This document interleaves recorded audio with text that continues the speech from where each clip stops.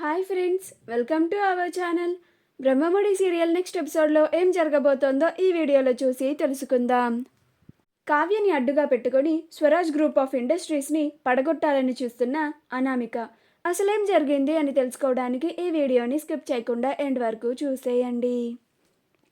అనామిక తన ఫియాన్సీ సామంత్తో కలిసి సామంత్ వాళ్ళ ఆఫీస్కి వెళ్తుంది. అలా సామంత్ తన చైర్లో అనామికని కూర్చోబెడతాడు. అప్పుడు సామంత్ అనామికకి ఆపోజిట్లో ఎదురుగా కూర్చుంటాడు. అప్పుడు సామంత్, నిన్ను ఇలా చూస్తుంటే నాకు ఇప్పటికీ ఆశ్చర్యంగానే ఉంది అనామిక. కాలేజ్లో అన్నిసార్లు ప్రపోజ్ చేసినా కానీ నన్ను నువ్వు రిజెక్ట్ చేస్తూనే ఉన్నావు. కానీ ఇప్పుడు నా ఛాంబర్లో నా చైర్లో కూర్చొని ఉన్నావు. అస్సలు ఇప్పటికీ నమ్మబుద్ధి కావడం లేదు నాకు. నువ్వు నన్ను యాక్సెప్ట్ చేయడం ఏంటి అని అనిపిస్తోంది అని అంటాడు. అప్పుడు అనామిక నవ్వుతూ ఉంటుంది. మనిద్దరం కలిసి ఉండడమే కాదు, మనిద్దరం కలిసి బిజినెస్ చేస్తే నువ్వు నెంబర్ 1 పొజిషన్కి వెళ్తావు అని అంటుంది. అప్పుడు సామంత్, 100 ఏళ్ల చరిత్ర నాటి స్వరాజ్ గ్రూప్ ఆఫ్ ఇండస్ట్రీస్ని పడగొట్టడం ఈ 100 ఏళ్లలో ఎవ్వరికీ సాధ్యం కాలేదు.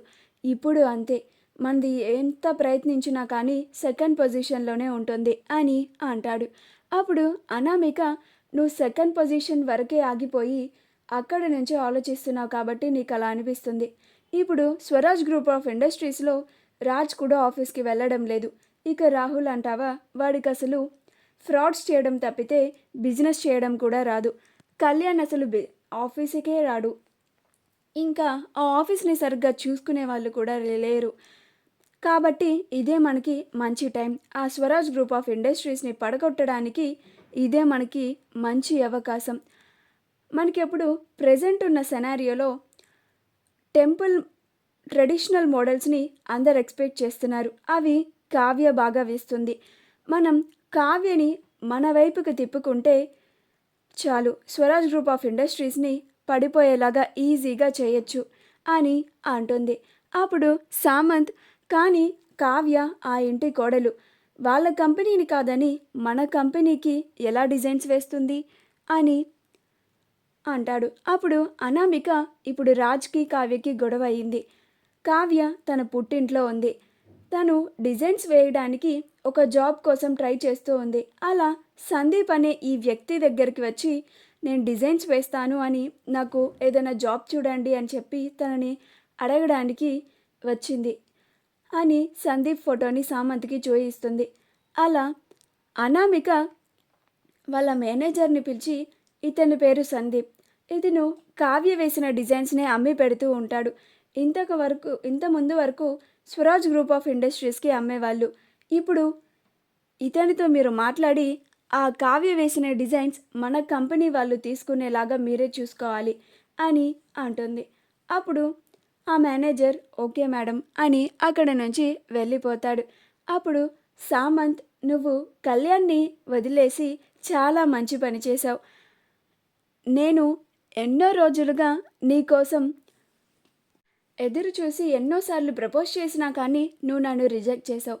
ఇప్పుడు నువ్వు నన్ను యాక్సెప్ట్ చేసావు. అదొక హ్యాపీయెస్ట్ మూమెంట్. మళ్ళీ ఎన్నో సంవత్సరాల నుంచి నేను ఆ కంపెనీని బీట్ చేయాలి అని చెప్పి ఎంత పోరాడినా కానీ నేను చేయలేకపోయాను. మళ్ళీ నువ్వు నా లైఫ్లోకి వచ్చి ఆ కంపెనీని బీట్ చేయడానికి నాకు హెల్ప్ చేస్తున్నావు. Thank you so much Anamika. పద, మనం వెంటనే బయటికి వెళ్దాం అని అనామికని తీసుకొని రెస్టారెంట్కి వెళ్తాడు. అలా వాళ్ళ కంపెనీలో ఉన్న ఎంప్లాయీస్, మన బాస్కి దగ్గరున్న డబ్బులన్నీ ఊడ్చి పడేస్తుందో ఏంటో ఈవిడ అని అనుకుంటూ ఉంటారు. ఆ తరువాత కావ్య నైట్ అంతా నిద్రపోకుండా వినాయకుడి బొమ్మకి రంగులు వేస్తూ ఉంటుంది. అప్పుడే మూర్తి మంచినీళ్ళ కోసం లేచి ఒకసారి బయటికి వస్తాడు. ఏంటమ్మా కావ్య, నువ్వు ఇంకా పడుకోలేదా? ఇంత రాత్రి అయ్యింది, రంగులు రేపైనా వేసుకోవచ్చు కదమ్మా అని అంటాడు. అప్పుడు కావ్య, రేపటి పని ఈరోజే చేయాలి, ఈ రోజుటి పని ఇవాళే చేయాలని మీరే చెప్పారు కదా నాన్న, రేపే కదా పండగ, అందుకే నేను నిద్ర కూడా పోకుండా ఇలా వినాయకుడి బొమ్మకి రంగులు వేస్తున్నాను. ఇప్పుడు పూర్తి చేయకపోతే రేపు మనం ఈ దేవుడి బొమ్మని పెట్టి పూజించలేం కదా, అందుకని అని అంటుంది. అప్పుడు మూర్తి, అలాగేనమ్మా, త్వరగా వేసి త్వరగా పడుకోమ్మా నువ్వు కూడా. రేపు పండగ కదా, మళ్ళీ రేపు ఉదయాన్నే లెగుస్తావు. మళ్ళీ నీకు నిద్ర సరిపోదు కదా అని అంటాడు. అప్పుడు కావ్య, అలాగే నాన్న, బొమ్మకి రంగులు వేయడం అయిపోగానే వెంటనే నిద్రపోతాను అని అంటుంది. అప్పుడు మూర్తి, సరే అమ్మా నేను వెళ్తున్నాను అని వంటగదిలోకి వెళ్ళి వాటర్ తాగేసి తన గదిలోకి వెళ్ళి నిద్రపోతూ ఉంటాడు. కావ్య నైట్ అంతా మెలకువని ఆ రంగులు వేసి ఆ బొమ్మని చక్కగా రూపుదిద్దుతుంది. ఉదయాన్నే మూర్తి కనకాలిద్దరూ లేచి బయటికి వచ్చి వినాయకుడు బొమ్మని చూసి చాలా ఆశ్చర్యపోతారు. కావ్య, చాలా బాగా చేసావమ్మా, మీ నాన్న కూడా ఇంత బాగా బొమ్మని చేయరు, ఇంత బాగా రంగులు వేయరు అని అంటుంది.